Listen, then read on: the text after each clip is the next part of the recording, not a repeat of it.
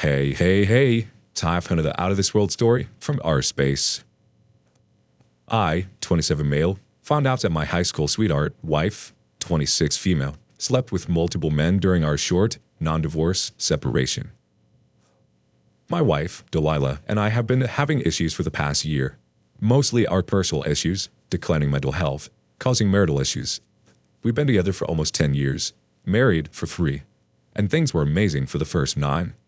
In April, we decided to separate for a few months so that we can work on our issues and to give her space to study for a big exam. Although we knew it was a possibility, we had no intentions of divorcing. We had just started marriage counseling. In mid-June, Delilah asked to cut off all contact with me, including counseling, while she studied for her big exam. I pushed back at first, desperately warning her that the distance would cause more issues, but finally agreed in support of her studying. We went almost 2 months without hardly any contact. She gave a cold reply to my short but sweet, "Happy 3rd anniversary, I love you" message. A week after her exam, Delilah apologized for being so cold to me and explains that she has had a change of heart and wants to make things work with me. She comes up to where I was staying, different state, near all of her family, and we spend a lot of great time together. A little over a week later, one of her friends told me that Delilah was on Tinder and has been actively trying to date and sleep with other men. She had a consistent F-buddy starting in June, slept around with a bunch of randos on Tinder, and then started an actual romantic relationship with one of her former classmates. On Monday, as we talked about our plans moving forward with the marriage, I asked Delilah repeatedly if there was anything I should know or anything she wanted to get off her chest. She looked me square in the eyes and said no each time. I confronted her, told her that I knew, and we had long discussions about everything she did. She explained that her mental health is awful and it was a coping mechanism, and that she was going to tell me when we started counseling again. I explained that above all else, the blatant lying and deceit is a deal breaker for me. She tried so hard to get me to do counseling and work through this. I'm absolutely heartbroken of the idea of this beautiful 10-year relationship ending, but I struggle to see a future where I can trust her again. How do you guys rebuild that trust? Is it fair to blame these actions and the blatant lying on mental health issues? Edit. Wow, thanks everyone for the support. I was fully planning a divorce when I first learned of this, but since then, Delilah has been doing a great job at manipulating me and making me feel pity for her mental health. Thank you all for the validation of my decision to divorce. If you were in my shoes, would you tell your significant other's family or siblings about this? I'm extremely close to them, and they are dying for us to stay together. I fear that they'll hate me for divorcing Delilah without knowing the truth, but I also know it'll cause serious damage to her relationships with them. Let's get some comments. Bored and Depressed says, "Trust is already broken when she lies to you straight up. Leave her for your own sake and mental health." Next comment comes from Temporary Alpha. "I strongly agree with you. Trust is so much more important than love. I don't think love can exist without it. Whatever we call it, it isn't love. Trust can be rebuilt, but it is extremely difficult, and I don't see anything in OP's post suggesting that his wife is prepared to do the work. She's using the offer of counseling as a smokescreen to hide from what she did. The thing is, anything that makes us treat another person dishonestly demonstrates that we're responding to the image of the person in our heads, not the actual person. OP's wife was viewing OP as an object to navigate around while she saw to her own interests, not as a living, breathing person who actually loved her. I think many relationships are like this. We fall in love with the images in our head, not the people. It's way easier to betray an image than an actual person. There's nothing OP can do to fix this. He can't love harder or be more honest, because he's not the one who caused the rift. His wife is responding to being caught out in her lie, not to what she did. She needs therapy. OP needs time to deal with his anger. He's still in shock and sorrow."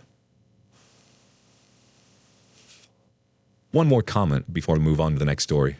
It comes from Il Wapo, 2011. "Trust is like a shattered vase. You can glue and patch it back together, but it will never be the same and will break easier. I could never be with someone that could lie to me with such ease. At your young age, I wouldn't spend the rest of my life dealing with this. It's just simply not worth it." Alright, next story. "My girlfriend of 4 years met someone on vacation and 1 to 2 weeks later had an affair with him in another country. About a month and a half ago, we each went on different vacations. I had a vacation at a beach with the boys, while she went to Costa Rica to do volunteer work and travel for a week. I was originally going to accompany her on the volunteer trip, but I have very strict parents who didn't let me. We weren't going to see each other for a month, and when we texted like we usually do, we had a 1.5 year long-distance relationship, so it wasn't a big deal. We gave each other our space while on vacation, so we could enjoy it. I left days earlier and for a shorter time, so when I came back home, I got COVID and had to quarantine for 2 weeks while she was in Costa Rica. Everything went smoothly, but we had a fight on our only FaceTime call. We usually just texted. It was my fault, though I apologize for my behavior, and we still texted like we usually do. She also has made a lot of friends in her time there, which doesn't bother me as long as she doesn't keep them a secret or something. When her 2 weeks in paradise were up, I felt that she was a bit distant. She rarely communicated her feelings at the right time and would just explode when she couldn't take it anymore, so I knew what was coming. I still pushed for us to hang out, even though she barely kept up a conversation. We had sex one time, but she barely kissed me during. Also, during a random conversation, I mentioned I got a bit jealous seeing her having such a good time over there without me, and how I can't wait for our next trip together. She went full defensive mode, saying her best guy friend was gay. Something was off. She then surprised me with another trip. Her sister had already planned a trip to Europe, and she invited her along. She bought her plane ticket and would leave a week after her return from Costa Rica. Now I had a problem in my hands, since I wanted to fix whatever issue she was having before she left. We had her 4 years and 4 months anniversary coming up, so I decided to make her a nice dinner. While we're having dinner and sharing stories of our past, she suddenly exploded on me. She started saying I was too focused on the future and not living in the present, that I was too clingy sometimes and wouldn't think about her wants in the relationship as well. I went into shock and didn't even know what to say. I don't remember what words I achieved to utter, but it just made everything worse. But the thing is, she was kind of right. I just never noticed. She used to do the same thing but stopped some time ago and left me saying those types of romantic, clingy things. I didn't want her to leave like this, so I went the next day to her house. I think I just made it worse, since she obviously did not want to even touch me and spent a lot of time on her phone. For that reason, I got a bit irritated. I told her I want to talk about the relationship and what we can do to make it better from both sides when she got back. She agreed, she hugged, and said her last love. We kept a rather one-sided conversation over text. It was so obvious she was talking with someone else, but I didn't let that bother me. I was sure it was just a friend. 4 days into her vacation, her sister left to visit a friend for about 5 days, leaving my girlfriend alone. We texted when we could, until after I asked if she took some pictures of her day. She ghosted me. I didn't see any more stories about her close friends or received an update or anything. I didn't take it personally. I thought she just needed some space and didn't have the guts to tell me that. When we were long distance, I loved exploring a new city alone, so I thought she was doing just that. How naive of me. During this time, I reflected on a relationship and my issues that I constantly drown out with weed. I also stopped smoking during your time away. I started journaling, which I never did, and started focusing on me. Not only that, but I also reconnected with some old friends. I wanted this to work. I was in love with this girl. I would do anything for this to work, so I rehearsed what I was going to say when I saw her again. After a couple of days, she started posting on her Instagram again. I noticed a guy I didn't know leaving some heart-shaped emojis, which ticked me off that something was wrong.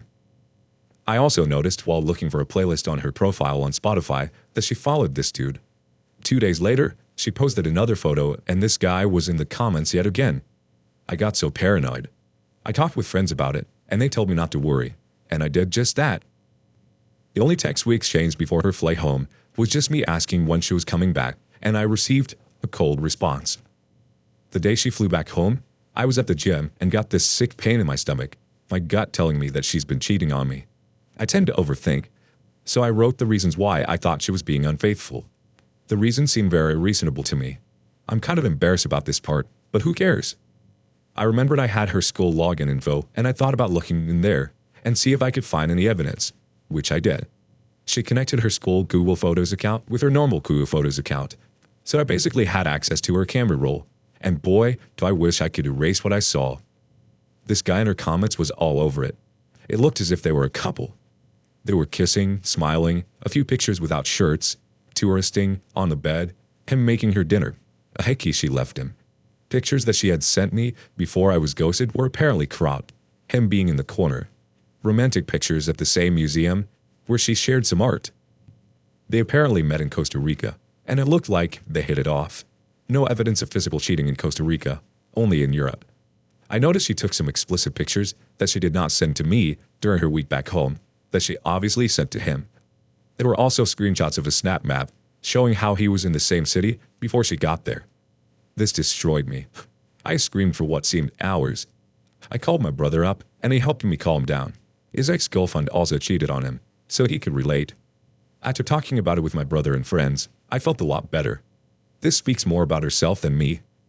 I burned her pictures and other memorabilia I had on me. I confronted her the next day.